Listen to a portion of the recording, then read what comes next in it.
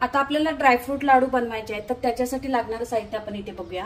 पूर्ण मी असं कापून घेतलेलं आहे, म्हणजे कटरनी विळीनी असं सगळे कापून घेतलेले आहेत काजू बदाम।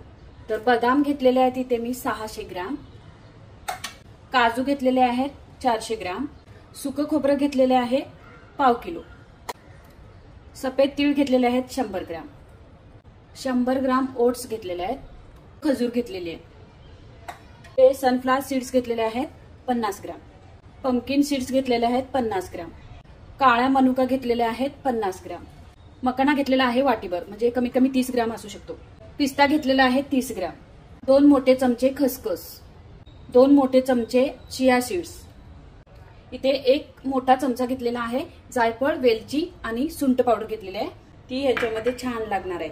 तर असं हे साहित्य घेतलेलं आहे। तूप घेणार आहे, भाजते वेळी तुम्हाला सांगणारच आहे, तर अजून ह्याच्यामध्ये कोणकोणते पदार्थ जाऊ शकतात। तर आपण आता कृतीला सुरुवात करूया। आपण हे सर्व जिन्नस आता भाजून घेऊया।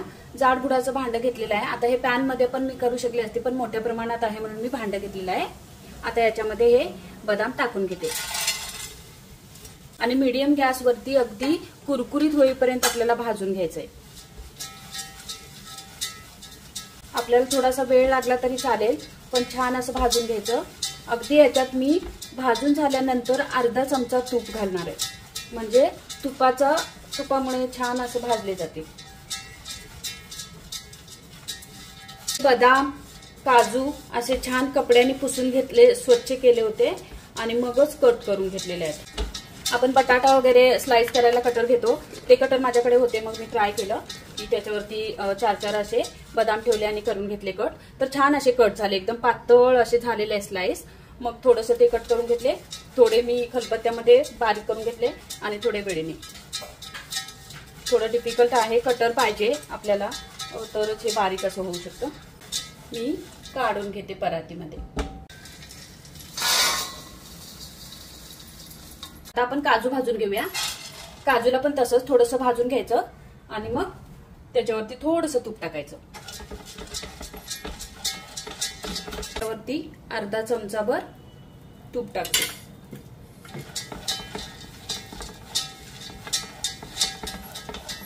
काजू भाजून झालेले आहेत, मी आता काढून घेते।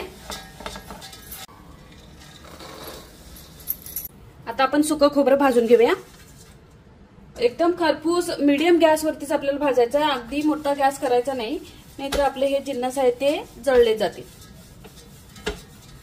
आणि मग कडवट लागते। खोबरं आता भाजून झालेलं आहे, काढून घेते आणि हे अक्रोड असे आहेत ते फोडून मी बारीक तुकडे करून घेते आणि मग ह्याच्यामध्ये टाकायचे। मी मगाशी इंग्रेडियंट्स मध्ये दाखवायला विसरली, ते तोडायचे आहेत म्हणून दाखवले नव्हते। बरोबर। आता आपण हे ओट्स भाजून घेऊया। चला, ओट्स भाजून झालेले आहेत, मी काढून घेते। आता आपण तीळ भाजून घेऊया। छान आता तीळ पण भाजून झालेले आहेत, म्हणजे हे सगळे जिन्नस आता मी एक एक करून भाजून घेते आणि मग सर्व तुम्हाला दाखवते। आता हे खसखस आणि चिया सीड्स हे दोन्ही पण व्यवस्थित असं भाजून घेते। अगदी थोडंसंच भाजायचं आहे, जास्त भाजायचं नाही, कारण हे भांडं गरमच आहे, तर थोडंसं अगदी। आता याच्यामध्ये माझ्याकडे अवेलेबल नाहीत, अळशीच्या बिया घालू शकतो, कारण त्या पण आपल्या हाडांसाठी आणि ह्याच्यासाठी खूप उपयुक्त आहेत। आता माझ्याकडे अवेलेबल नाही आणि लाडू हे लगेचच द्यायचे आहेत ऑर्डरचे, त्यामुळे पटपट मी करत आहे। बाकीचे इंग्रेडियंट्स तरी सगळे शरीरासाठी उत्तमच आहेत। आता इथे पंपकिन सीड्स आणि सूर्यफुलाच्या बिया या दोन्ही पण एकत्र मी भाजून घेते, अगदी कुरकुरीत करून घ्यायचे।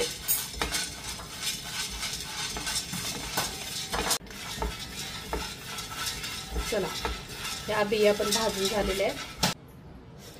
आता ह्याच्यातच मी हे पिस्ता बारीक केलेला आहे तो पण टाकते, म्हणजे आधी बिया भाजलेल्याच आहेत, थोडंसंच अगदी भाजायचं आहे पिस्त्याचे काप, म्हणून ह्याच्यामध्येच घातलेले आहे। काढून घेऊया आणि बाकीचे इंग्रेडियंट्स मग भाजूया।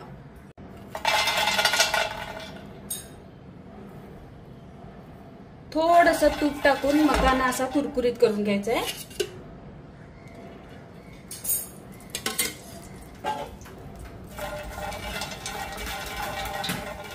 मकाना तुपावरती भाजून कुरकुरीत झालेला आहे। हा मकाना मी आता मिक्सरच्या भांड्यामध्ये बारीक करून घेणार आहे, म्हणजे याचं पीठ तयार करून घेणार आहे। आता इथे आपला मनुका राहिलेला आहे, काळ्या मनुका आणि लाल मनुका दोन्ही पण मी घालणार आहे। आता हे शेवटचे जिन्नस राहिलेले आहेत ते मी छान तुपावरती भाजून घेते आणि आपला अक्रोड भाजायचा राहिलेला आहे, नाहीतर बाकीचं सगळं साहित्य भाजून घेतलेलं आहे। आपली खजूर आहे ती मऊ करून घ्यायची। तूप टाकूया आणि ह्या मनुका अशा फुलवून घेऊया। तूप टाकल्यानंतर मनुका किती छान फुलतात बघा। मनुका आता छान अशा तुपावरती परतलेले आहेत, ह्याच्यातच हे अक्रोड टाकते आणि आपले हे सर्व जिन्नस आता भाजून झालेले आहेत। हे पण मी काढून घेते। आता आपल्याला खजूर एकदम मऊसूत करून घ्यायचा आहे। आता खजूर मी 2 ते 3 मिनिटांसाठी ओव्हन मध्ये मऊ करून घेणार आहे आणि मग ह्या भांड्यामध्ये टाकणार आहे। हा मकाना बारीक करून घेतलेला आहे मिक्सर मधून, असं पीठ तयार करून घेतलेलं आहे। आता त्या मिश्रणामध्ये मी हे टाकून घेते। ही पावडर याच्यामध्ये टाकून घेते। ह्या सर्व जिन्नसमध्ये ही जायफळ, वेलची आणि सुंठची पावडर आहे, ती मी याच्यामध्ये टाकून घेते। एक मोठा चमचा आहे आणि मनुका अक्रोड भाजून घेतलेले ते पण याच्यामध्ये टाकते। आता हे सर्व साहित्य मिक्स करून घेते।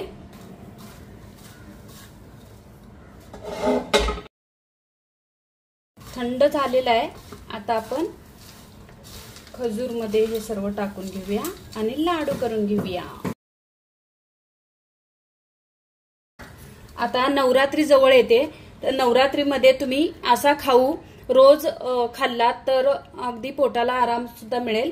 फक्त याच्यामध्ये ओट्स घालू नका, बाकीचे सगळे जिन्नस हे उपवासाचे आहेत। ओट्स आणि मखाना पण खातात उपवासाला बहुतेक, ओट्स आणि मखाना नाही घातला तरी चालेल। बाकीचे इंग्रेडिएंट्स घालून हे 1 कप दही घ्यायचं आणि हे थोडं 2-3 चमचे खाल्ले की दही खाल्लं की आपला उपवास अगदी छान मस्त होणार आहे। तर किती छान मस्त झालेलं आहे सगळं। एकत्र करूया मिश्रण आणि आता खजूर मऊ करून घेऊया। मी ओव्हन मध्ये 2 मिनिटांसाठी खजूर मऊ करून घेतलेली आहे, ती तुम्हाला दाखवते। आता इथे खजूर मी 1.5 किलो घेतलेला आहे, तो भांड्यामध्ये टाकून तूप टाकायचं आणि मऊ करून घ्यायचं। ही खजूर याच्यामध्ये टाकून घेऊया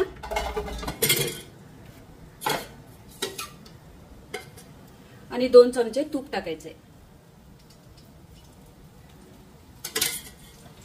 आता इथे तुम्हाला खजूरचे लाडू करायचे नसतील तर तुम्ही जेवढं मिश्रण आहे त्याच्या अर्धा गूळ घ्यायचा आहे, गूळ मेल्ट करायचा आहे आणि ते मिश्रण त्याच्यामध्ये टाकून लाडू करायचे आहेत। ते लाडू सुद्धा पौष्टिक आणि छान चांगले लागतात।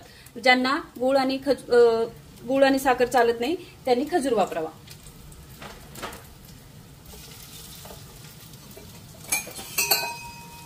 आता हा खजूर थोडासा वेळ लागतो पण अगदी मऊसूत होतो आणि मग ते मिश्रण ह्याच्यामध्ये टाकायचंय।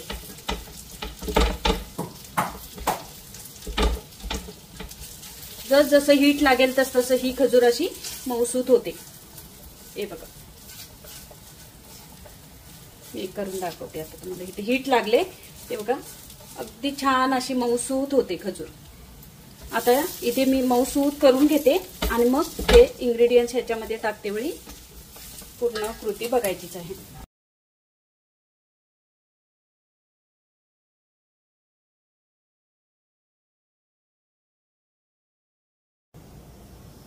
खजूर अगदी स्मूथ झालेला आहे।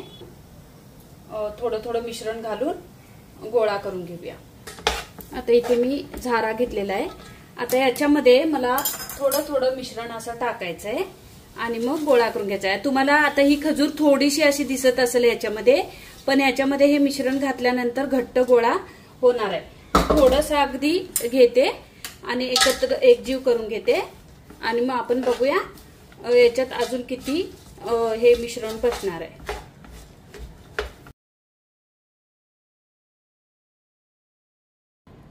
आता अजून थोडंसं मिश्रण टाकते आणि बाकीचे अर्धा किलो खजूर आहे त्याच्यामध्ये हे मिश्रण राहिलेलं टाकते, म्हणजे बरोबर 2 किलो खजूर ह्या प्रमाणासाठी आहे।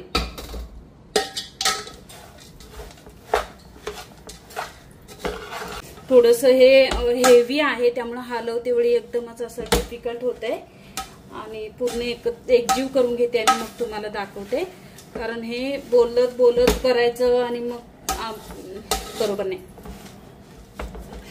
मॅशरने एकत्र करून घेते आधी आणि मग पुढची कृती बघूया. आई बाबा,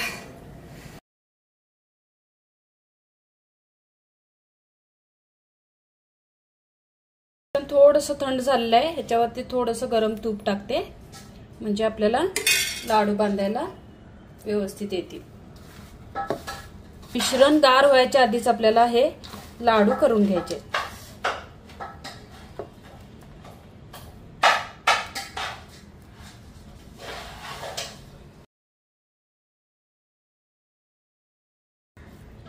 जास्त मोठे बांधायला नको, छोटे छोटे बांधूया.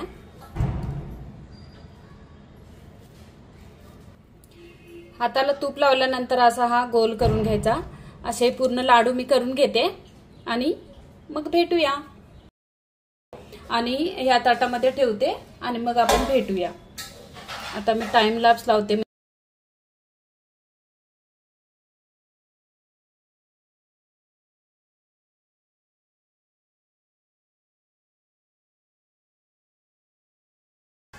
आता खूप सारे लाडू करून घ्यायचे आहेत.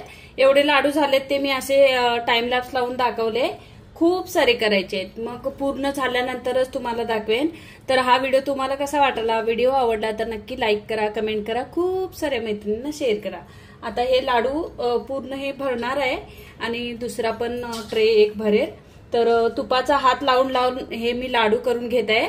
म्हणजे पूर्ण 2 किलो खजूर लागलेली आहे ह्या मिश्रणामध्ये.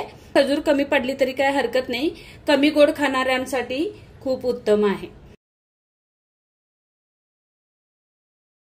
लाडू अजून भरपूर करायचे आहेत. हे करून झालेले आहेत. हे बॉक्समध्ये भरून घेते. हे लाडू तयार झाले आहेत. म्हणजे ही रिंग अजून बाकी आहे करायची. लाडू इथे सजवलेले आहेत आणि आता हे डब्यामध्ये पार्सल मी देणार आहे.